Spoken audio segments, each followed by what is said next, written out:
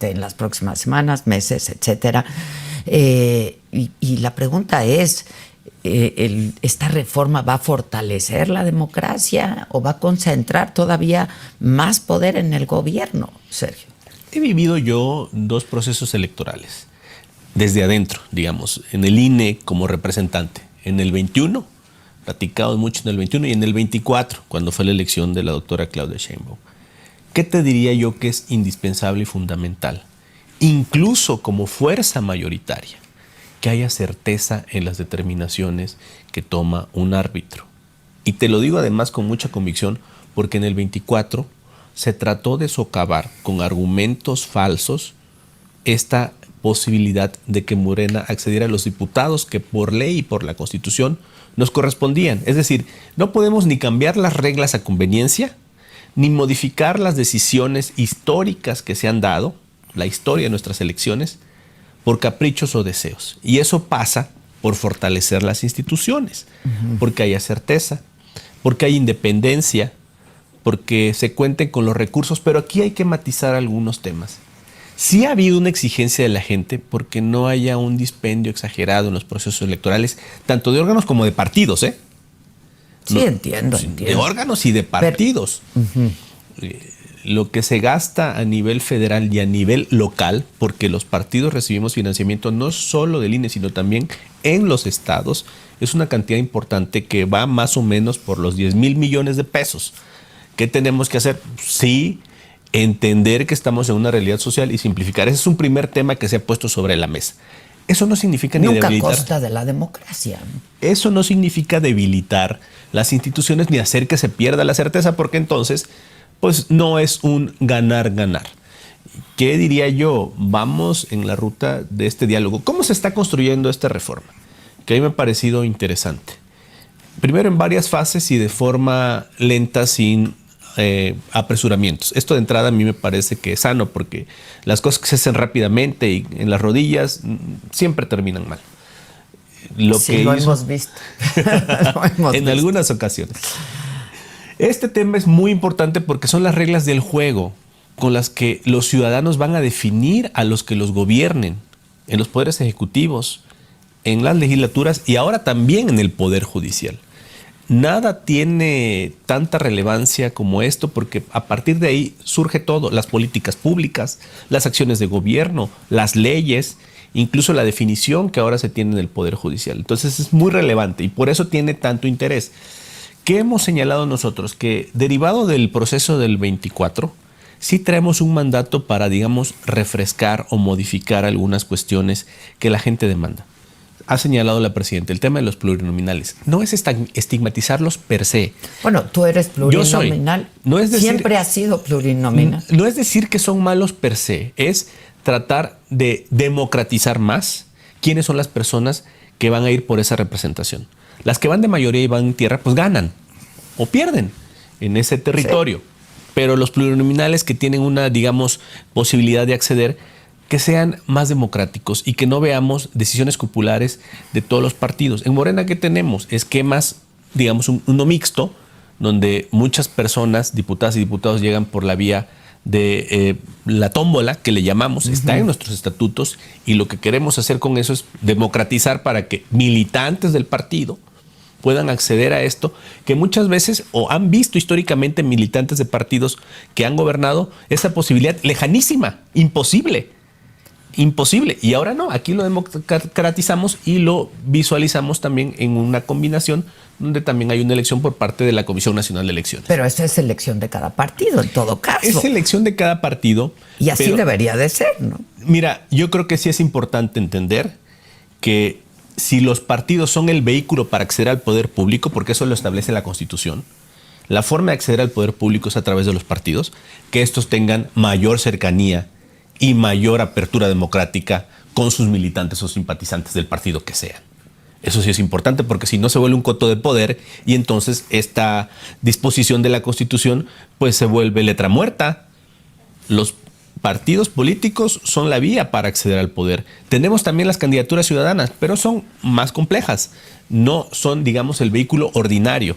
Y no podemos permitir que solo se coopte por grupos en los partidos políticos esta posibilidad de acceder al poder público. Sí es necesario democratizar.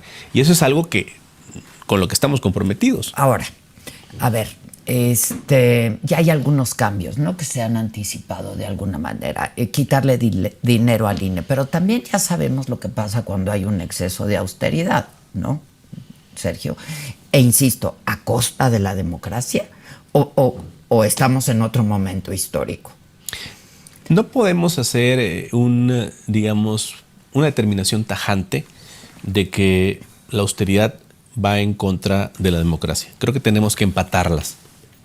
Creo que sí es justo ser más austeros en estos ejercicios democráticos, en estos, campañas, en la labor de los órganos electorales y la labor de los partidos, no a costa de la certeza. No a costa de la certeza. ¿Qué esperan los ciudadanos? Que el órgano electoral tome una determinación, pero que esa determinación sea el reflejo de lo que fueron a votar. Te pongo un ejemplo. Nosotros en el 24 salimos a campaña con un tema, el Plan C, donde le pedíamos a los ciudadanos que votaran por nosotros para reformar la Constitución. Así lo pedimos, así fuimos a ofrecerles esa opción política, incluso con, una ruta. Voten por nosotros para reformar la Constitución, para modificar el Poder Judicial. ¿Y qué sucedió? La gente fue a votar por nosotros. Obtuvimos esta mayoría. Hubo algunos que desde órganos, el INE y el tribunal, algunos que querían negarnos esta mayoría que nos había dado el pueblo. Eso no lo podemos permitir. Necesitamos que sigan siendo los órganos electorales, tanto el INE como los tribunales, y lo mismo en lo local, quienes califiquen las elecciones y determinen, pero lo que decidió la gente. Hace poco decía Lorenzo... Pero la gente no decidió el porcentaje que traen ustedes en la Cámara. No lo decidió la gente. Te voy a decir que hay un debate que se ha ido tratando de sentar con falsas premisas. ¿Por qué? Porque la Cámara no solo está compuesta por porcentajes. Estamos en un sistema mixto con preponderancia mayoritaria. Y Morena ganó de los 300 distritos en tierra, 175. El PAN ganó 31, que es el 10%. Eso se tiene que combinar con fórmulas establecidas en la Constitución para asignar los plurinominales. Así se hizo en el 2009, 2012, 2015, 2018, 2021. Ahora el tema era, Morena ganó, ¿va a poder cambiar la Constitución? Hay que impedirlo. Y hay que cambiar esas reglas que durante todos esos años se han hecho así. Y eso sí es inaceptable, Adela, porque tú sabes que las reglas del juego no se pueden cambiar una vez que hay un resultado. A ver, Sergio, a propósito de que Morena ganó, ¿no? ¿Ustedes aceptarían exactamente esta misma reforma? O al menos lo que ha trascendido, porque no conocemos la redacción de la reforma, de lo que ha trascendido. ¿Ustedes aceptarían esta reforma si hoy Morena no estuviera en el gobierno? Si fueran oposición, porque lo que tenemos hoy fueron exigencias históricas de la izquierda y de Morena, cuando tú eras representante de Morena en el INE, por cierto. A ver, yo creo que lo que estamos buscando es justamente una mayor cercanía de la gente con la toma de decisiones. Eso sí lo sostendremos siempre. El tema de los recursos es algo que sí es necesario revisar, Adela. 10,000 millones para todos los partidos. Para todos los partidos. Es un dinero que sí se necesita para otras cosas. Recuerdo que hace algunos años incluso Morena regresó 1,000 millones al gobierno para que lo usaran para un desastre que hubo, creo que fue el de Acapulco, no recuerdo bien, pero sí se regresó un dinero. Es decir, sí necesitamos tener conciencia que también los momentos van cambiando y lo que demanda la sociedad es una mayor cercanía de la gente y un menor dispendio para atender necesidades que sí son prioritarias. Pero ¿en qué cambia? Digo, todos sabemos que hay prioridades, pero la realidad ha cambiado. ¿Estamos peor hoy que antes? Más que haya cambiado ese tema, hay un involucramiento de la sociedad. Tenemos, pienso, una sociedad más consciente de las necesidades, más exigente de la clase política, vigilando que puedan darse, soluciones a problemáticas que se dan de diversa índole, en diversos grados, y eso nos lleva a corresponder con esto. Ahora, ¿no aumenta el riesgo de captura política del INE con con muchas de las cosas que se plantean, Sergio? Yo pienso que no, que finalmente lo que define a una elección son los votos. El INE, te lo dije hace un momento, tiene que reflejar lo que la gente vota. ¿Qué sí veo yo en la oposición? Que no tiene ruta. Eso los imposibilita a ellos en estar en un nivel de competitividad, Adela. Veíamos al PAN. Dicen, vamos a relanzar al PAN. ¿Qué hicieron? Pues nada más sacaron un logo, un lema y una aplicación. Pero están disociados de la realidad. ¿Por qué? Porque llevan 8 años consecutivos votando en contra de los programas sociales, votando en contra de 33 millones de personas que reciben un programa social, 13 millones de adultos mayores. Ellos votan en contra todos los años. Si estuviera aquí un panista te diría que eso es mentira, ¿eh? ¿Por qué? Porque no han votado en contra de los del programas presupuesto. sociales. El presupuesto votan en contra todos los años y ahí se asignan los recursos para los programas sociales. Todos los años votan en contra del presupuesto. 8 años consecutivos. Incluso tenemos casos hasta, digamos, de risa. Cuadri era diputado del PAN, se subió a tribuna a votar en contra de los programas sociales, deja la diputación y va a enlistarse para obtener el programa de adultos mayores. Vaya, entonces así como pueden tener una ruta. Eso nos conlleva a que lo que ha hecho Morena tenga un apoyo social y ese resultado pues, tiene que reconocerse por la autoridad electoral. Es decir, la autoridad electoral no decide quién gana o quién no gana. No, eso deben de ganar, deben de determinarlo quienes van y votan. Pero te voy a decir algo bien interesante. Ayer estaba en un debate con Lorenzo Córdoba y decía él, oye, dices que soy antidemócrata y dices tal o cual cosa de mí, pero nosotros reconocimos a Andrés Manuel. Y dije, caray, pues si Andrés Manuel no ganó por ti, no ganó por el INE, ganó por los votos. Y también le reconocimos los diputados, pues, no reconocen, bueno, que se no dan contaron, nada.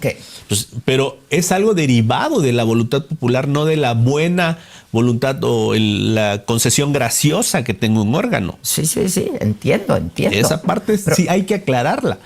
Ahora, este asunto de la autonomía y la independencia no es nada más un asunto semántico, ¿no? Ni un tecnicismo. ¿Queremos un INE autónomo, sí o no? Yo te doy mi opinión personal. A ver. Yo creo que sí necesitamos seguir con este diseño que tiene el INE, que le da autonomía e independencia, porque el generar suspicacias, solo la suspicacia, incluso semántica, creo que es algo que no abona a los actores políticos todos, y mucho menos al partido mayoritario. Necesitamos seguir con la idea... Mucho menos al partido mayoritario. Así es, necesitamos seguir con la idea de la autonomía, como quiera concebirse o no. Lo que entiendo yo que quiso decir Pablo Gómez es que no tiene un autogobierno per se. ¿Por qué? Porque, por ejemplo, dependen de las leyes. El INE aplica leyes y las leyes las emite el legislativo. Dependen del presupuesto que apruebe el legislativo, por ejemplo. Dependen de, digamos, el auxilio que le pueda dar la Guardia Nacional para circunstancias en las que se dé algún incidente, que son cosas normales, son procesos que están en las leyes. A eso se refería Pablo Gómez, que no tienen todos los elementos. Pablo Gómez, siendo Pablo Gómez, se haya equivocado. Bueno, él habló de esta parte de, digamos, autogobierno. Pero más allá de ese tema semántico, yo creo que no hay que poner sobre la mesa estos... digamos, yo insisto en que no es pueden... un problema semántico, bueno, y es riesgosísimo. Pero yo te doy la razón. Creo que no hay que poner sobre la mesa, incluso desde el debate semántico, estos dos conceptos que están en la Constitución, que garantizan que estos órganos electorales, no solo el tribunal, no solo el INE, sino también el tribunal, puedan hacer la labor que han venido haciendo. O sea, no nos quebremos la cabeza. Sigamos, digamos, apuntalando la labor que estos órganos han venido haciendo, como la queramos llamar, con autonomía, digamos, total o con autonomía conceptual y con independencia de las personas y del ejercicio, etcétera. Sigamos en esa ruta. Si tú de pronto concluyes que esta reforma, Sergio, debilitar al árbitro electoral, ¿votarías en contra? Mira, primero propondría modificaciones. Y te voy a decir que lo hice en una reforma que hicimos hace 2-3 años, donde habían unas cuestiones con las que no estuve de acuerdo. Propuse algunas reservas que se aprobaron y se modificaron. y esta reforma recogió esas partes que propuse. ¿Qué es lo primero? Tenemos un grupo político donde tratamos de apoyar las propuestas de la presidenta Claudia Sheinbaum y hemos venido apoyando las propuestas de la presidenta Claudia Sheinbaum. Es un primer tema.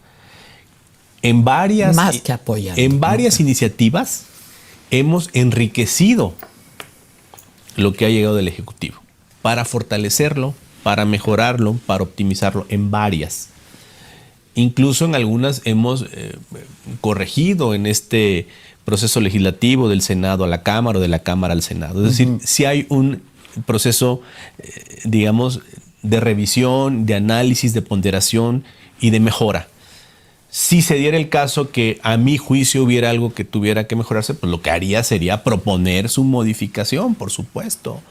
Y yo estoy seguro que en esta dinámica de diálogo que vamos a tener primero con los partidos aliados, PT y Verde, después con la oposición. ¿Por qué así? Porque tenemos que salir con una propuesta. Entiendo. Tiene que partir una propuesta para yo luego hacer un debate, digamos, ya nacional o partidista o como lo quieras ver.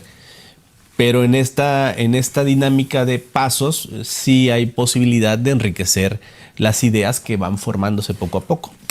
Una reforma electoral, ¿para qué en este momento? ¿Una reforma electoral para qué, Sergio? Una reforma electoral. Para avanzar democráticamente, porque de pronto se habla de un retroceso institucional. Te voy a decir un tema, por ejemplo, relevante. El INE ha propuesto, bajo un análisis que ellos han hecho, que sería complejo realizar la elección del Poder Judicial junto con la elección de órganos legislativos y ejecutivos. Es un tema a analizar, importante y relevante, muy importante. Entonces me dices, ¿una elección para qué? Pues justamente para analizar. ¿Una reforma para qué? Perdón. Para analizar esas circunstancias que sí es necesario optimizar. Revisar el tema de financiamiento, los temas de fiscalización, cómo van a darse esta dinámica en los órganos electorales. Tenemos ya a la puerta la renovación de 3 consejerías. Se van el 4 de abril. Sí. Le corresponde a la Cámara de Diputados elegir a quienes van a sustituir a esas consejerías. Es algo relevante. Entonces, sí necesitamos hacer, digamos, un análisis de algunas cosas muy importantes y tal vez otras que pudieran ser accesorias, pero que ayudan, que enriquecen el desarrollo de los procesos electorales, y entonces sí se da la necesidad de esta revisión. Más allá de esto que comentas, ¿qué te preocuparía de una reforma electoral? ¿Qué es lo que te preocuparía? ¿Y cómo promover que sí sea un avance democrático con una reforma electoral en este momento? No que me preocupe, pero sí que pongo sobre la mesa y que me llama la atención. ¿Alguien conoce la reforma electoral? No, porque se está construyendo. ¿Hay un documento? No existe un documento. Que sí existe. Opinión de los opositores para calificar y descalificar la reforma que viene, para anteponerse a algo que no ha sucedido. Bueno, es algo que preocupa. A ver, pero preocúpate o ocúpate de algo tangible, real, concreto, definido. Pero vemos las declaraciones. Cosas, han habido discusiones. Pero todavía no hay ningún documento. Y vemos las posiciones que dicen algunos para calificar o ponerle apodos a la reforma, otros para decir que es un atentado, cuando todavía no hay nada. Entonces, ¿qué te diría yo? La reforma Maduro, ¿te refieres? Eso me parece un absurdo. Que están hablando de algo que no existe aún. Y además, eso pues no viene a generar un buen ambiente. ¿Qué ha dicho la oposición siempre? Oigan, queremos dialogar, queremos aportar, y se están anteponiendo algo que todavía no sucede para calificarlo, descalificarlo, tacharlo de regresión o agresión cuando todavía no hay una definición sobre el tema. Entonces yo creo que esa sería la única parte que a mí me llamaría la atención o me pondría un foco de cuál va a ser la actitud de la oposición, si de descalificación permanente o si de tener un ánimo constructivo con sus opiniones. ¿Qué veo yo? Pues ellos están en esa ruta de descalificación porque te decía hace un momento, no tienen otra. Si no tienes empatía con la gente, si no tienes cercanía y receptividad, pues vas por el tema del golpeteo y de la descalificación. Bueno, supongo que harán sus propias propuestas y observaciones, ¿no? Una vez que llegue la redacción. Vamos a ver qué actitud toman.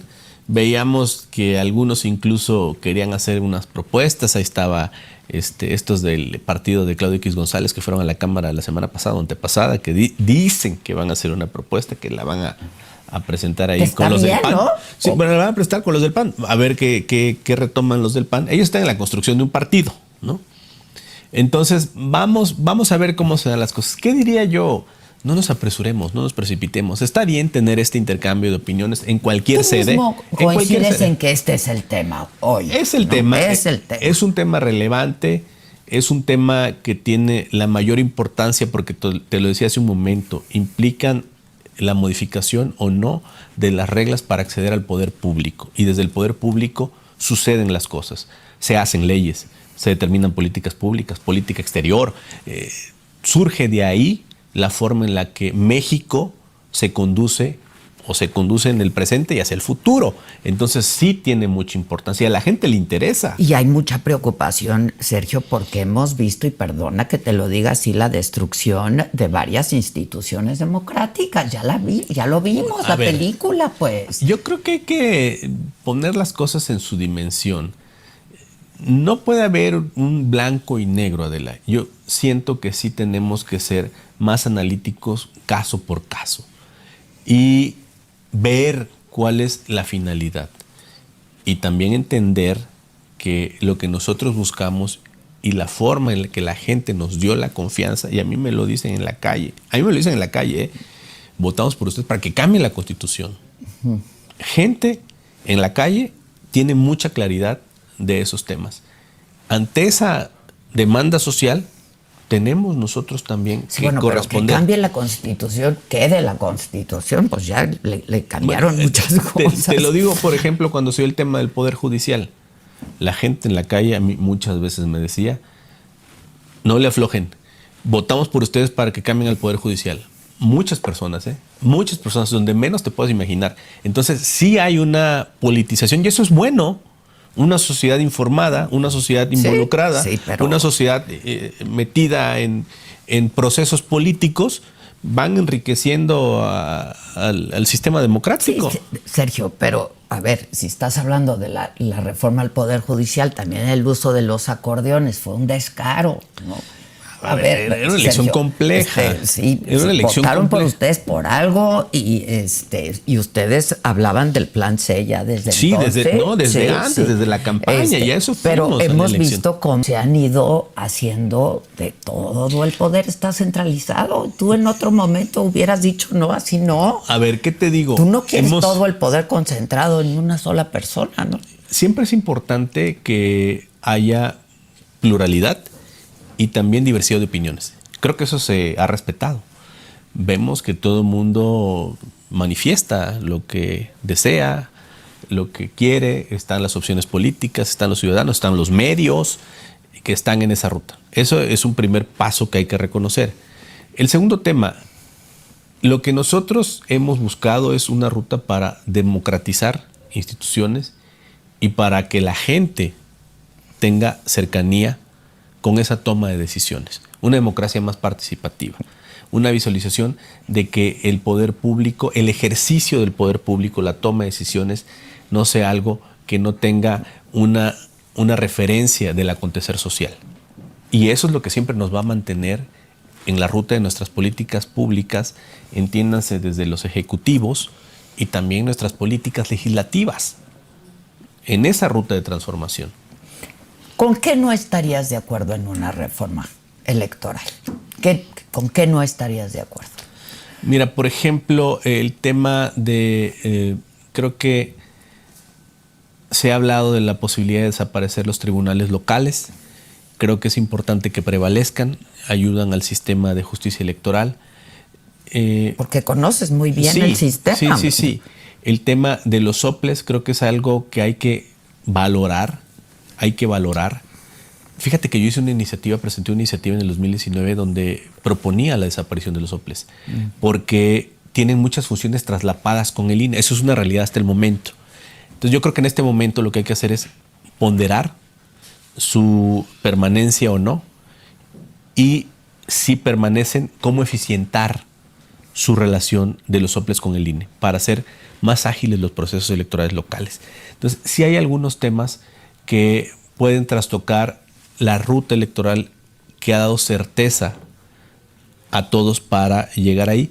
Y son, a mi juicio, de entrada esos dos son los que yo te diría que creo que es importante que prevalezcan, y tendríamos que ver qué más trae la propuesta para...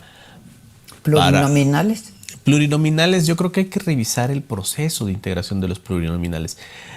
El presidente Porque ahí López sus Obrador... aliados, el PT y el Verde, pues no mucho los van a acompañar, ¿o qué ves? Vamos a ver qué dicen ellos. Hemos estado en diálogo con ellos. Ellos tienen un origen, una formación también propia, donde nos hemos venido respetando.